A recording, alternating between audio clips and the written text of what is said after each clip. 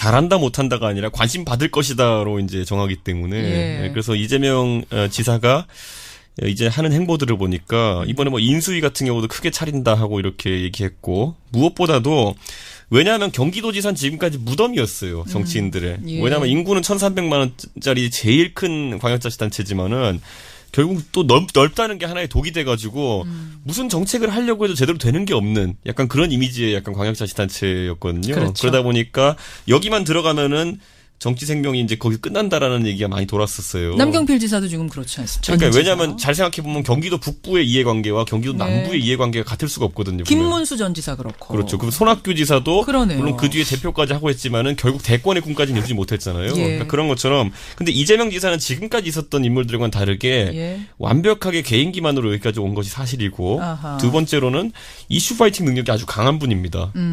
과거에 생각해보면 남경필 지사가 처음 취임했을 때 연정이라는 기치를 내세워서 이슈 파이팅을 하려고 했는데 예. 그 정도 갖고는 큰 반향을 이끌어내지 못했다라는 게 지금 와서의 평가거든요. 보면은. 생각해보면 그렇죠. 그렇죠. 그게 막 지금 이번에 있었던 선거의 파고를 넘을 정도로 강력하진 않았다라는 것인데 이재명 지사는 이번에 그것보다 더 큰 파고를 한번 이겨낸 거거든요. 보면은 그 어떤 스캔들이나 이런 것들 같은 것들 그렇기 때문에 이번에 이재명 지사가 과연 지금까지 성남시장 때 보였던 쇼맨십이나 이런 걸 바탕으로 해가지고 경기도지사에서 이슈를 만들어낼 수 있을까? 그리고 이것이 또 관심받는 이유는 뭐냐면은 결국에는 문재인 대통령의 인기가 좋은 지금 상황과 다르게 만약에 조금이라도 이제 뭐 인기가 좀 떨어지는 상황이 온다 그러면은 민주당 내 대권 주자군 이제 구도가 나오게 될 텐데 그랬을 때 이재명 지사는 이제 어떻게 실적을 입증해 보일까? 이제 그게 좀 귀추가 보이는 거거든요. 자, 그 부분에서 질문을 좀 드려볼게요. 양문서 박사님. 그러니까 지금 이재명 지사의 사실 최대 약점은 이번 선거 거치면서 사생활 문제 그리고 사생활 문제를 해명하는 과정에서 거짓말을 했느냐 안 했느냐 이게 됐단 말입니다. 이게 선거 내내 발목을 잡았는데 그래서 일각에서는 이재명 지사 이번엔 붙었지만 여기까지다 정치 인생 이런 얘기도 나오고 아니다 이번에 이걸 잘 넘고 나면 오히려 대선까지 가도가 쭉 뚫리는 거다 이런 얘기도 나오고 양 박사님은 어느 쪽이라고 보세요? 하기 나름이죠. 하기 나름이다. 하기 나름인데 어쨌든 많은 유권자들은 이재명 지사를 지사로 시켜줬잖아요.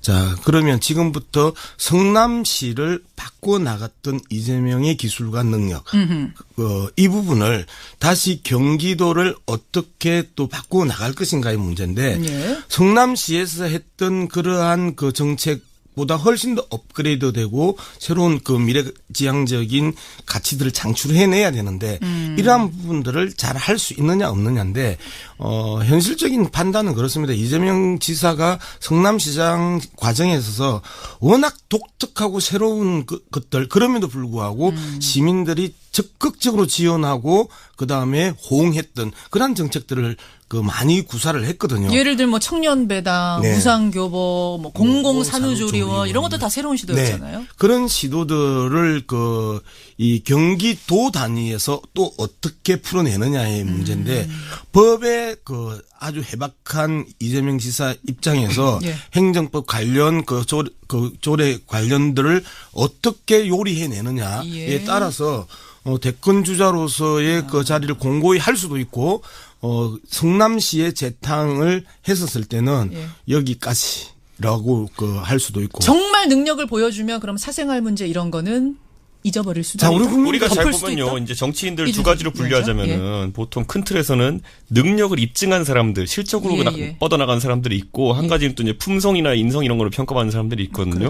굳이 아까 말했던 첫 번째 부류를 살펴보면은 지금 와서 이제 좀 조심스럽게 언급해야겠지만 이명박 대통령, 뭐 트럼프, 여기다 저는 이재명 시장까지 같은 이렇게 부류를 좀 묻고 싶거든요. 그러니까 결국 실적으로 이제 정치적 커리어를 쌓아가는 분들, 이분들이 뭐 비슷한 이념을 추구하고 있다 이런 게 아니라 그냥 성향으로 봤을 때. 그리고 또 한 가지 이제 반대쪽 이제 품성이나 이런 걸 평가받는 거는 뭐 지금 와서 역시 조심스럽긴 하지만은 처음 박근혜 대통령 같은 게 뭐 신뢰의 정치인이다, 약속을 잘 지킨다 이런 이미지가 있었거든요. 선거 전까지는. 예전에는. 그러니까 예전에 당선되기 전까지는. 그러니까 그리고 문재인 대통령도 상당히 이제 품성이나 인성 면에서 굉장히 좋은 분으로 이제 평가받았던 부분이 있고 물론 문재인 대통령은 그 뒤에 취임한 뒤에 이제 실적으로도 평가받지만은 그러니까 이 두 가지 맥락 속에서 이재명 시장 같은 경우에는 이명박 대통령 잘 생각해 보시면은 당선되기 전에 그분도 논란이 참 많았어요. 보면 BBK부터 시작해가지고 그렇죠. 당선되고 나니까 그게 이제 뭐 다시 이제 한 5년 뒤에 불거지긴 하지만은 한동안은 이제 그게 잦아들거든요. 취임한 동안에는. 그렇기 때문에 이재명 지사도 이제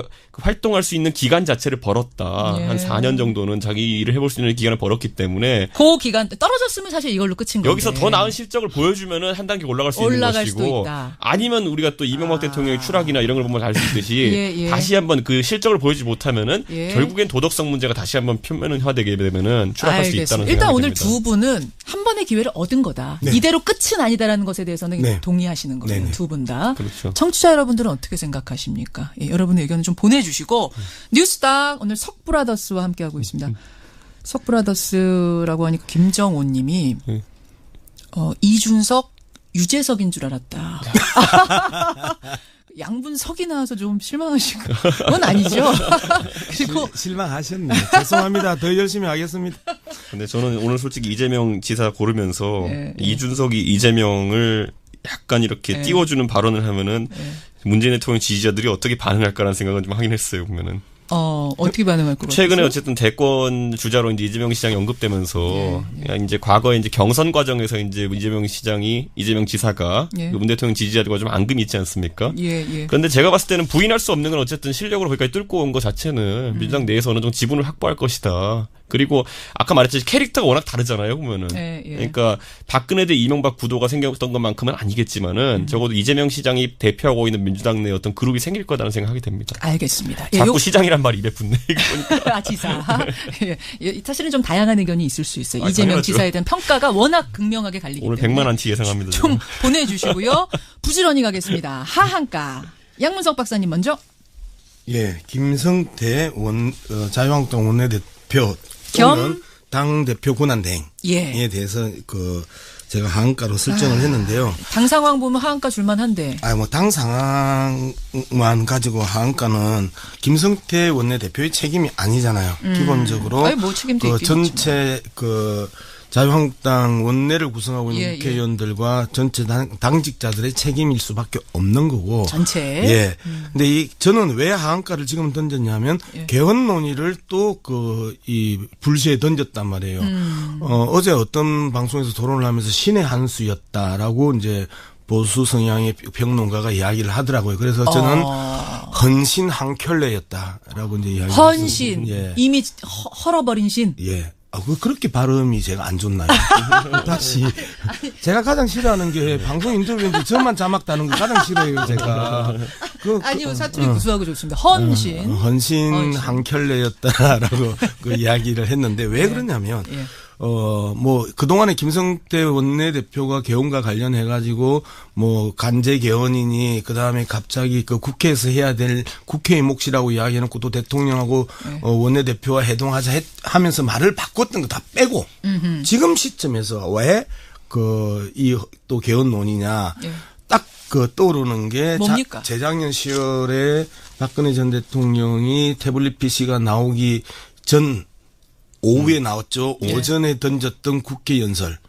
개헌 논의를 본격화하자라고 하면서 뭔가 전국을 돌파하거나 전국의 이슈를 변환하는 과정에 있어서 개헌이 정가의 보도처럼 사용됐던 그것들이 또다시 떠오르는 거죠. 그런 느낌이 받으셨어요. 그래서 이게 신의 한 수가 아니고 헌신의 한 켤레일 뿐이다라고 이야기를 했는데 그러면 왜 이걸 던졌을까? 곰곰이 생각을 해봤더니 몇 분이 잘 정리를 해놨더라고요. 국회 부의장을 지냈던 이석현 더불어민주당 의원이 한 4가지로 정리를 했는데 하나는 개헌의 선거법 개정을 연계해서 이제까지의 소선구제로는 이제 더 이상 필패와 참패와 완패를 예상하고 있기 때문에 총선에서 중대선구제로 전환하고 싶다. 그다음에 이제 법사위원장을 반드시 사수해야 되니까 이 부분에 대한 논의에 초점을 흐리는 거다. 그다음에 당파싸움의 눈가림이고 개업 입법 지연의 이 노림수다 이렇게 이야기를 해요. 이런 측면에서 봤었을 때 저도 유사한 입장을 가지고 있는데 정말 꼼수의 대가 아니냐 이 정도 되면 좀 정치를 정면 돌파하고 정도로 가야 될 필요성이 있고 이게 지난 6.13 지방선거가 국민들이 정치권에 준 메시지인데 또다시 헌 신발을 꺼내 드는 저 모습을 보면서 참 답답하다는 생각을 했습니다. 결국 그걸로 돌파 어려울 거다라는 그 말씀이신 그렇죠. 건데 알겠습니다. 지금 하한가 시간이 별로 없어서 일단 이준석 총재의 하한가 듣고 얘기해 보죠. 그러니까 저는 이번에 청와대 경제팀을 하한가로 이제 했는데 뭐 청와대와 정부 경제팀이겠죠. 그런데 결국에는 어제 이제 주식시장이 폭락했거든요. 네, 물론 네. 대외적인 변수가 있었지만은 미중 무역 갈등 심화 이런 그렇죠. 것들에 대해서. 그런데 그거를 앞으로 버텨낼 수 있을까가 이제 한 가지 우려거든요. 왜냐하면 우리나라는 지금까지 수출 주도형 정제를 이제 갖고 왔고 예. 그러다 보면 환율 정책이나 이런 것들 적극적으로 활용했던 나라인데 문재인 정부에서는 그게 잘 보이지가 않아요. 물론 대통령께서 추구하는 방향이 다르기 때문이기도 하지만은 반대로 지금까지 정부들이 그렸던 건 그게 그나마 제일 나은 처방이라서 그랬던 건데 이번엔 뭐 소득주도 성장이라든지 내수 키우기 위한 여러 가지 일들을 하고 있는데 그렇죠. 이 와중에 이제 다시 한번 방향전환을 하자는 김동연 부총리의 발언이나 이런 것도 있었는데 결국에는 원한대로 좀 가고 있거든요. 예를 들어 지금 곧 있으면 이제 최저임금 또 한번 정해야 되는데 제 주변에 자영업 하시는 분들도 그렇게 얘기하지만 학습 효과가 있어요. 작년에 올렸더니만은 실제 맞닥뜨리니까 올 초에 어떻게 되더라는 학습 효과가 있기 때문에 만약에 인상률 같은 것들도 그대로 유지한다고 한다면은 이번엔 더 빠르게 고용 절벽이 나타날 수 있다. 이런 현실의 의미도 있고 전체적으로 경제 변수들에 대해 가지고 최근에 너무 경직되게 대응된 건 아니냐라는 지적을 좀 할 수 있을 것 같습니다. 그래요. 네. 아 역시 오늘도 이야기 뜨겁게 하다 보니까 하한가는 의견을 듣는 것으로 더 토론은 좀 어렵겠고 발언을 하면은 문재인 대통령 지지자들이 어떻게 반응할까라는 생각은 좀 하긴 했어요. 보면은. 어떻게 반응할 것 같아요? 최근에 어쨌든 대권 주자로 이제 이재명 시장이 언급되면서 이제 과거에 이제 경선 과정에서 이제 이재명 지사가 문 대통령 지지자들과 좀 앙금이 있지 않습니까? 그런데 제가 봤을 때는 부인할 수 없는 건 어쨌든 실력으로 거기까지 뚫고 온 것 자체는 민주당 내에서 어느 정도 지분을 확보할 것이다. 그리고 아까 말했듯이 캐릭터가 워낙 다르잖아요, 보면은. 그러니까 박근혜 대 이명박 구도가 생겼던 것만큼은 아니겠지만은 적어도 이재명 시장이 대표하고 있는 민주당 내 어떤 그룹이 생길 거라는 생각하게 됩니다. 알겠습니다. 자꾸 시장이란 말이 입에 붙네. 아, 지사. 사실은 좀 다양한 의견이 있을 수 있어요. 이재명 당연하죠. 지사에 대한 평가가 워낙 극명하게 갈리기 오늘 때문에. 100만 안티 예상합니다. 좀 보내주시고요. 부지런히 가겠습니다. 하한가. 양문석 박사님 먼저. 예, 김성태 자유한국당 원내대표 또는 당 대표 권한대행에 대해서 제가 하한가로 설정을 했는데요. 당 상황 보면 하한가 줄만한데. 당 상황만 가지고 하한가는 김성태 원내대표의 책임이 아니잖아요. 기본적으로 뭐 책임도 있긴 전체 자유한국당 원내를 구성하고 있는 국회의원들과 전체 당직자들의 책임일 수밖에 없는 거고. 전체. 근데 저는 왜 하한가를 지금 던졌냐면 개헌 논의를 또 이 불시에 던졌단 말이에요. 어제 어떤 방송에서 토론을 하면서 신의 한 수였다라고 이제 보수 성향의 평론가가 이야기를 하더라고요. 그래서 저는 헌신 한 켤레였다라고 이제 이야기를 헌신. 이미 헐어버린 신. 그렇게 발음이 제가 안 좋나요? 다시. 제가 가장 싫어하는 게 방송 인터뷰인데 저만 자막 다는 거 가장 싫어해요, 제가. 아니요, 사투리 구수하고 좋습니다. 헌신. 헌신 한 켤레였다라고 이야기를 했는데 왜 그러냐면, 그동안에 김성태 원내대표가 개헌과 관련해가지고, 간제 개헌이니, 그 다음에 갑자기 국회에서 해야 될 국회의 몫이라고 이야기해놓고 또 대통령하고 원내대표와 회동하자 하면서 말을 바꿨던 거 다 빼고, 지금 시점에서 왜, 또 개헌 논의냐, 딱 떠오르는 게, 뭡니까? 재작년 10월에 박근혜 전 대통령이 태블릿 PC가 나오기 전, 오후에 나왔죠. 오전에 던졌던 국회 연설.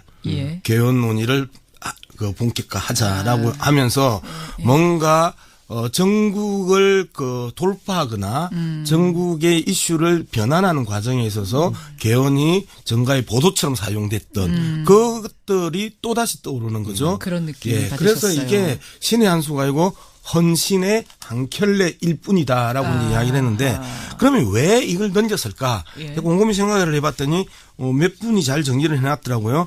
국회 부의장을 지냈던 이석현 더불어민주당 의원이 한 4가지로 정리를 했는데 하나는 개헌의 선거법 개정을 연계해서 이제까지의 소선구제로는 이제 더 이상 필패와 참패와 완패를 예상하고 있기 때문에 총선에서 중대선구제로 전환하고 싶다.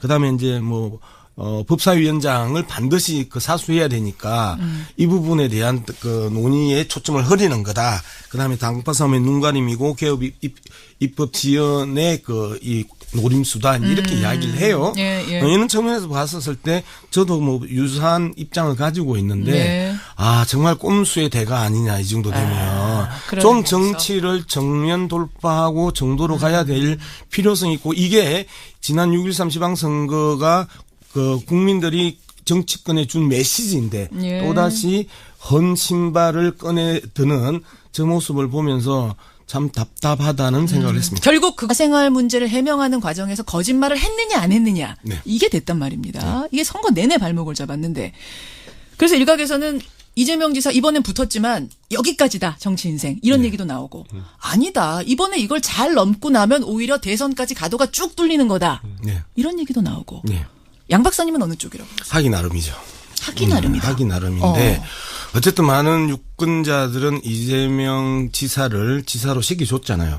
자 그러면 지금부터 성남시를 바꾸어 나갔던 이재명의 기술과 능력 이 부분을 다시 경기도를 어떻게 또 바꾸어 나갈 것인가의 문제인데 성남시에서 했던 그러한 정책 보다 훨씬 더 업그레이드되고 새로운 미래지향적인 가치들을 창출해내야 되는데 이러한 부분들을 잘 할 수 있느냐 없느냐인데 현실적인 판단은 그렇습니다. 이재명 지사가 성남시장 과정에 있어서 워낙 독특하고 새로운 것들 그럼에도 불구하고 시민들이 적극적으로 지원하고 그다음에 호응했던 그런 정책들을 많이 구사를 했거든요. 예를 들면 청년배당, 무상교보, 공공산후조리원 이런 것도 다 새로운 시도였잖아요. 그런 시도들을 이 경기도 단위에서 또 어떻게 풀어내느냐의 문제인데 법의 아주 해박한 이재명 지사 입장에서 행정법 관련 조례 관련들을 어떻게 요리해내느냐에 따라서 대권 주자로서의 자리를 공고히 할 수도 있고 성남시에 재탕을 했었을 때는 여기까지라고 할 수도 있고 정말 능력을 보여주면 그럼 사생활 문제 이런 거는 잊어버릴 수도 있다. 우리가 잘 보면요. 이제 정치인들 두 가지로 분류하자면은 보통 큰 틀에서는 능력을 입증한 사람들, 실적으로 뻗어나간 사람들이 있고 한 가지는 또 이제 품성이나 인성 이런 걸로 평가받는 사람들이 있거든요. 그렇죠. 굳이 아까 말했던 첫 번째 부류를 살펴보면은 지금 와서 이제 좀 조심스럽게 언급해야겠지만 이명박 대통령, 트럼프 여기다 저는 이재명 시장까지 같은 이렇게 부류를 좀 묻고 싶거든요. 그러니까 결국 실적으로 이제 정치적 커리어를 쌓아가는 분들, 이분들이 비슷한 이념을 추구하고 있다 이런 게 아니라 그냥 성향으로 봤을 때 그리고 또 한 가지 이제 반대쪽 이제 품성이나 이런 걸 평가받는 거는 지금 와서 역시 조심스럽긴 하지만은 처음 박근혜 대통령 같은 게 신뢰의 정치인이다, 약속을 잘 지킨다 이런 이미지가 있었거든요. 선거 전까지는. 예전에는. 그러니까 예전에 당선되기 전까지는. 그러니까 그리고 문재인 대통령도 상당히 이제 품성이나 인성 면에서 굉장히 좋은 분으로 이제 평가받았던 부분이 있고 물론 문재인 대통령은 그 뒤에 취임한 뒤에 이제 실적으로도 평가받지만은 그러니까 이 두 가지 맥락 속에서 이재명 시장 같은 경우에는 이명박 대통령 잘 생각해 보시면은 당선되기 전에 그분도 논란이 참 많았어요. 보면 BBK부터 시작해가지고 그럼 당선되고 나니까 그게 이제 다시 이제 한 5년 뒤에 불거지긴 하지만은 한동안은 이제 그게 잦아들거든요. 취임한 동안에는. 그렇기 때문에 이재명 지사도 이제 활동할 수 있는 기간 자체를 벌었다. 한 4년 정도는 자기 일을 해볼 수 있는 기간을 벌었기 때문에. 그 기간 떨어졌으면 사실 이걸로 끝인 건데. 여기서 더 나은 실적을 보여주면은 한 단계 올라갈 수 있는 것이고. 아니면 우리가 또 이명박 대통령의 추락이나 이런 걸 보면 알 수 있듯이 다시 한번 그 실적을 보여주지 못하면은 결국엔 도덕성 문제가 다시 한번 표면화되게 되면은 추락할 수 있다는 생각이 일단 오늘 듭니다. 두 분은 한 번의 기회를 얻은 거다. 이대로 끝은 아니다라는 것에 대해서는 동의하시는 거예요. 두 분 다. 그렇죠. 청취자 여러분들은 어떻게 생각하십니까? 여러분의 의견을 좀 보내주시고 뉴스닥 오늘 석브라더스와 함께하고 있습니다. 석브라더스라고 하니까 김정온 님이 이준석, 유재석인 줄 알았다. 양분 석이 나와서 좀 실망하신 건 아니죠? 그리고 실망하셨네. 죄송합니다. 더 열심히 하겠습니다. 근데 저는 오늘 솔직히 이재명 지사 고르면서 이준석이 이재명을 약간 이렇게 띄워주는 잘한다 못한다가 아니라 관심 받을 것이다로 이제 정하기 때문에 그래서 이재명 지사가 이제 하는 행보들을 보니까 이번에 인수위 같은 경우도 크게 차린다 하고 이렇게 얘기했고 무엇보다도 왜냐하면 경기도지사는 지금까지 무덤이었어요. 정치인들의. 왜냐하면 인구는 1,300만 원짜리 제일 큰 광역자치단체지만은 결국 또 넓다는 게 하나의 독이 돼가지고 무슨 정책을 하려고 해도 제대로 되는 게 없는 약간 그런 이미지의 약간 광역자치단체였거든요. 그렇죠. 그러다 보니까 여기만 들어가면은 정치 생명이 이제 거기 끝난다라는 얘기가 많이 돌았었어요. 남경필 지사도 지금 그렇지 않습니까? 그러니까 왜냐하면 잘 생각해 보면 경기도 북부의 이해관계와 경기도 남부의 이해관계가 같을 수가 없거든요. 김문수 전 지사 그렇고. 그렇죠. 그럼 손학규 지사도 그러네요. 물론 그 뒤에 대표까지 하고 했지만은 결국 대권의 꿈까지는 이루지 못했잖아요. 그러니까 그런 것처럼 근데 이재명 지사는 지금까지 있었던 인물들과는 다르게 완벽하게 개인기만으로 여기까지 온 것이 사실이고 두 번째로는 이슈 파이팅 능력이 아주 강한 분입니다. 과거에 생각해보면 남경필 지사가 처음 취임했을 때 연정이라는 기치를 내세워서 이슈 파이팅을 하려고 했는데 그 정도 갖고는 큰 반향을 이끌어내지 못했다라는 게 지금 와서의 평가거든요. 보면은 생각해보면 그렇죠. 그렇죠. 그게 지금 이번에 있었던 선거의 파고를 넘을 정도로 강력하진 않았다라는 것인데 이재명 지사는 이번에 그것보다 더 큰 파고를 한번 이겨낸 거거든요. 보면은 그 어떤 스캔들이나 이런 것들 같은 것들 그렇기 때문에 이번에 이재명 지사가 과연 지금까지 성남시장 때 보였던 쇼맨십이나 이런 걸 바탕으로 해가지고 경기도시장에서 이슈를 만들어낼 수 있을까? 그리고 이것이 또 관심받는 이유는 뭐냐면은 결국에는 문재인 대통령의 인기가 좋은 지금 상황과 다르게 만약에 조금이라도 이제 뭐 인기가 좀 떨어지는 상황이 온다 그러면은 민주당 내 대권 주자군 이제 구도가 나오게 될 텐데 그랬을 때 이재명 지사는 이제 어떻게 실적을 입증해 보일까? 이제 그게 좀 귀추가 보이는 거거든요. 자, 그 부분에서 질문을 좀 드려볼게요. 양문서 박사님. 그러니까 지금 이재명 지사의 사실 최대 약점은 이번 선거 거치면서 사생활 문제 그리고